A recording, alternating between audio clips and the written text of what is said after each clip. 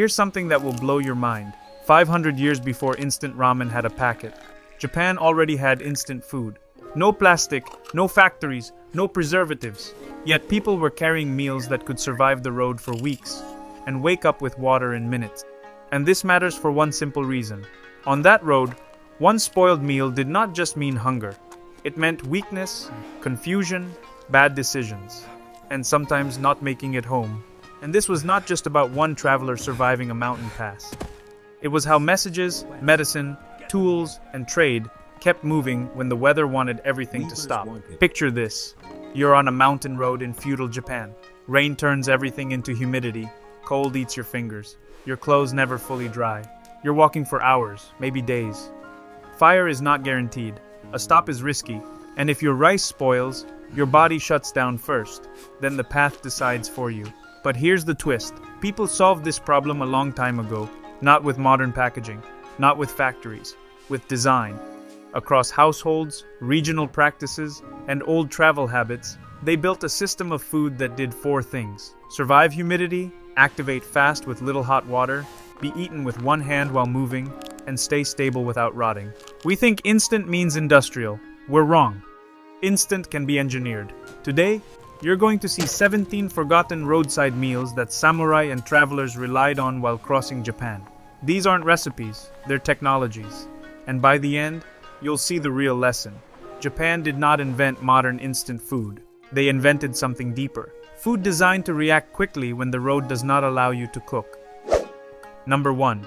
Hoshii, crispy rice that wakes up with water. If your rice spoils, your trip collapses. Not dramatically, quietly, step by step.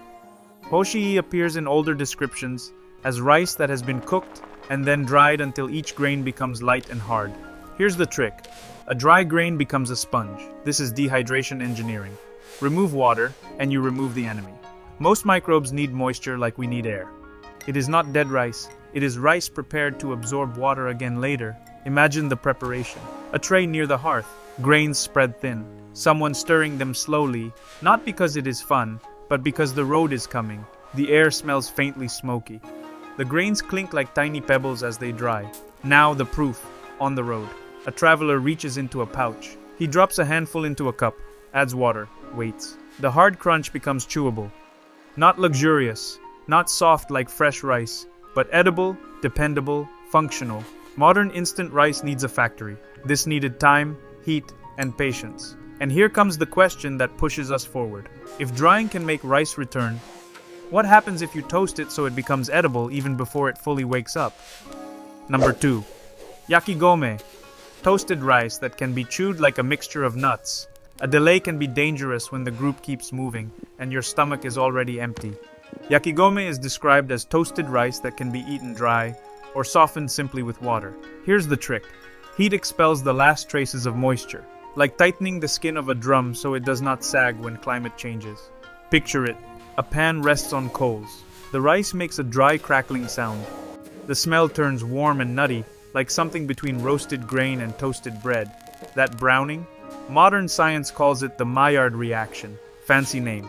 Simple result, heat makes new compounds that resist spoilage and taste better. Now the test. It can be eaten as it is, crunchy, like field rations. Or it can be softened with water when you finally stop. That is the genius. It works in both modes. Modern snacks sell you a story. This sold you calories that travel. But there's a problem. Loose grains spill. Spilled rice is wasted rice. Wasted rice is wasted miles. So how do you carry rice in one hand, compact and stable, without losing half of it to the ground? Number 3. Shio musubi, one-handed marching rice balls. When your hands are busy, even good food becomes pointless. So you need something you can eat with one hand that does not fall apart and does not rot immediately. Shio musubi is rice pressed into balls and salted. Here's the trick. Salt controls surface moisture. It draws water out. It creates a drier outer layer. Not a magic shield. More like damage control. Picture the making of it. Hot rice. Quick hands. Salt that stings your fingertips. A cloth wrap. Not for aesthetics, but because it makes it portable. Hours later, the proof arrives. It still holds shape. It does not collapse into mush. It still feels like food. Modern convenience sells packaging. This sold reliability. But here's the twist. Salt mostly protects the exterior. So what protects the center, where heat stays hidden longer, where spoilage can start invisibly? Number 4. Umeboshi core, the acidic plug that protects the rice. Rice can look safe and still spoil from the inside. That is how people lose days. Because you do not notice until it is too late. So travelers used a simple internal defense. Umeboshi, pickled and salted plums, placed in the center of the rice ball. Here's the trick. Acid and salt create a protective zone inside, a barrier in the middle, not just a crust on the surface. Now add the second function. Umeboshi does not just preserve, it wakes you up. That pungent aroma reaches your nose before the rice touches your tongue. Acidic, salty, sharp, bright, like a signal that tells your body, stay awake.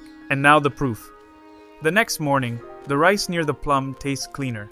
The edges softened first, not immortality. Time gained. Today we trust preservatives. They trusted acidity placed like a plug in the center. Now the next question. If a single plum can protect the whole rice ball, what if you compress that plum into a small dose you can carry, even when you cannot carry rice? Number 5. Umeboshi gun, samurai plum pills. On a cold day, chewing feels like work, and work costs warmth. Umeboshi gun are concentrated plum balls, small, dense, aggressively salty and acidic. Here's the trick. Remove water, condense function.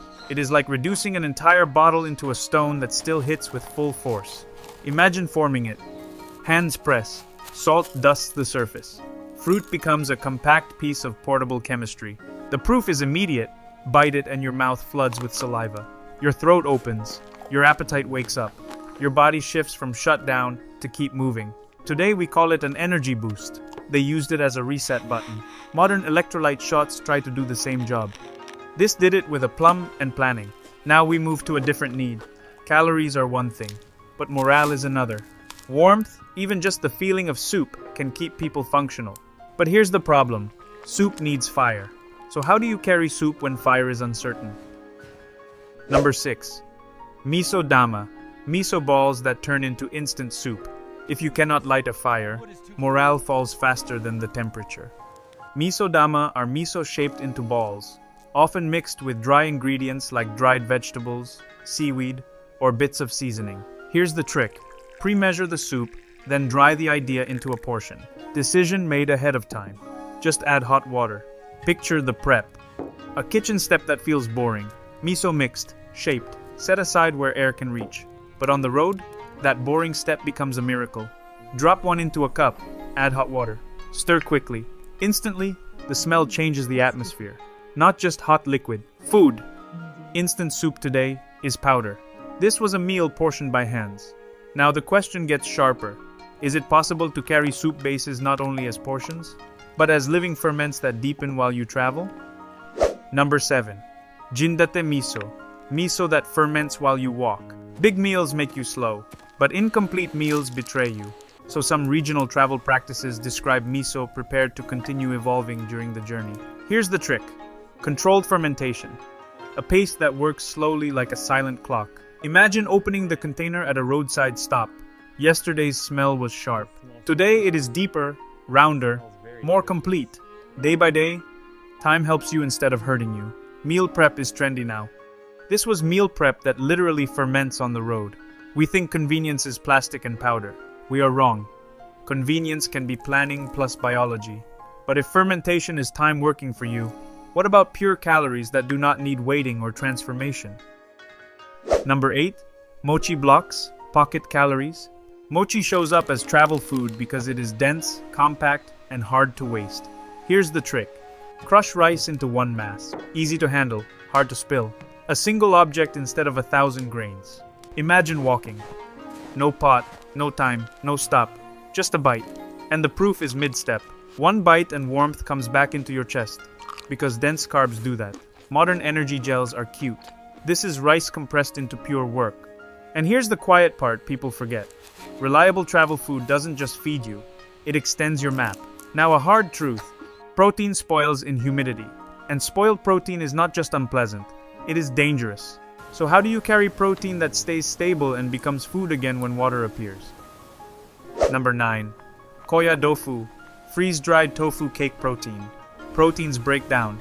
Once they break down, you get weak, or you get sick, or both. Koya tofu is tofu preserved by freezing and drying. Here's the trick. Freeze and dry.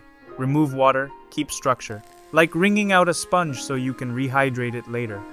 Picture the process. Winter itself doing the work. Freeze hard, thaw, dry, freeze again, dry again. The result is a lightweight block full of tiny holes. The proof arrives when it hits broth. It swells, it drinks. It becomes something that feels cooked, even though it traveled dry. Now protein comes in bars. This was protein that waited patiently for water. Now vegetables. Fresh vegetables wilt, rot, collapse into sadness.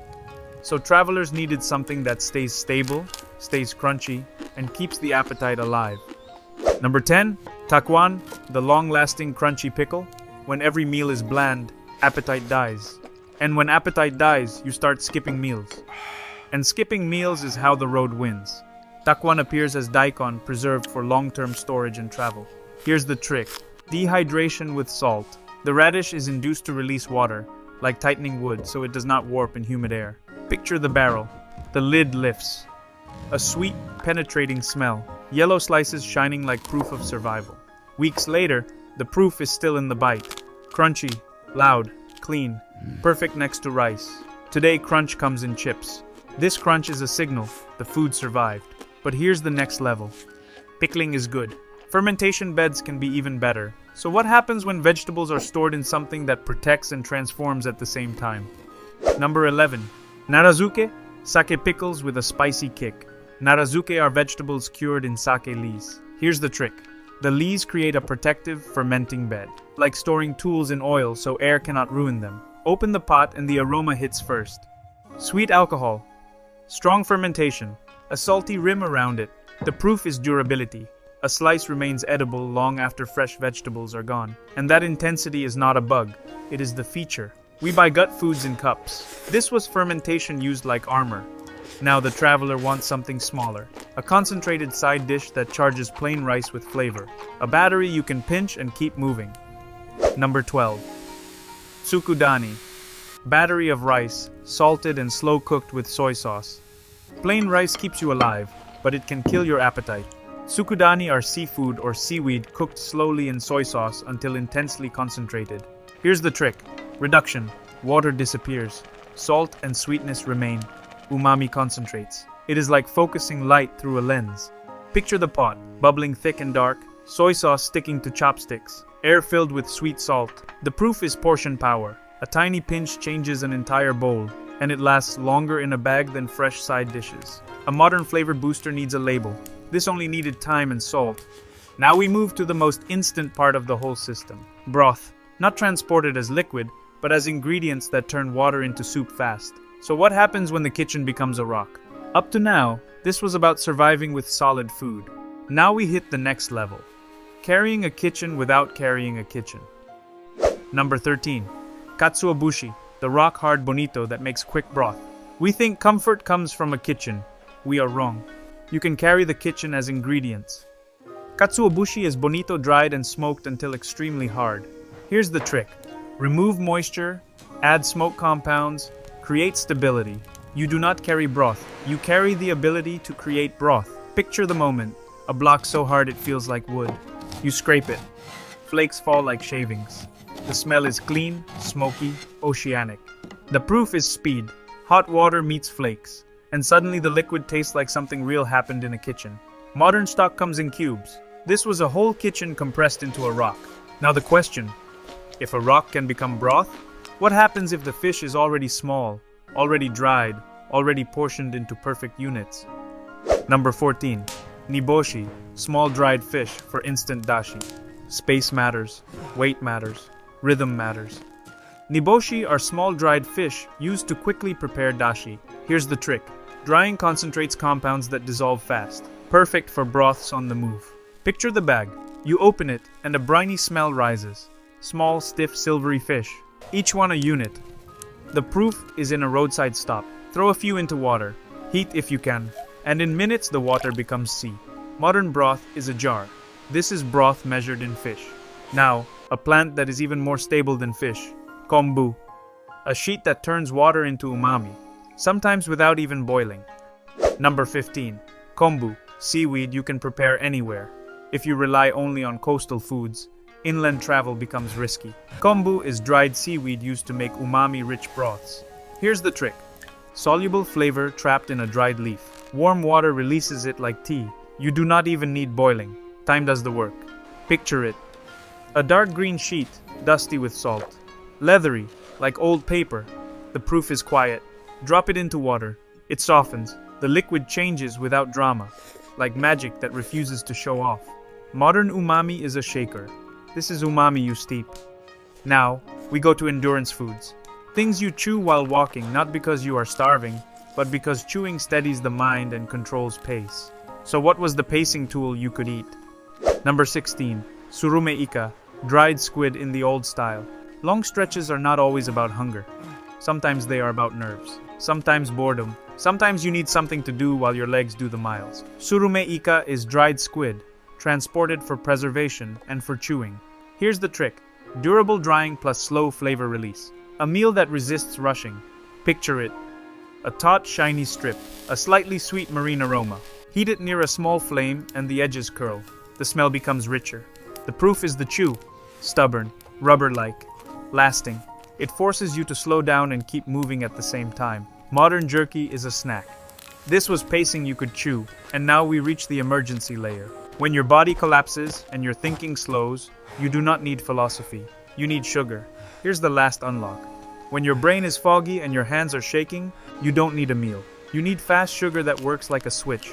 So what was the portable sugar fuel that brought warmth back to your fingers? Number 17.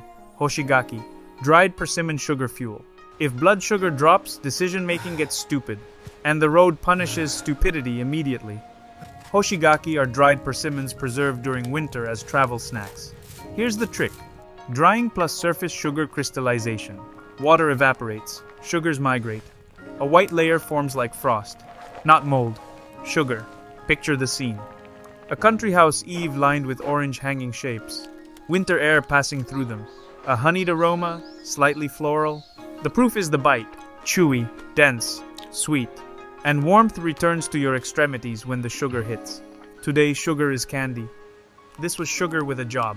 We think modernity invented instant food. It didn't. Today sells speed. Back then, it was survival. In cold and humidity, the fastest cook doesn't win. The one who wastes the least does. If there's hot water, you activate it. If not, you chew it. If you can't stop, you eat it one-handed. That was the real invention. Food with modes, dry, chew, soup. Same system, different conditions. So try one.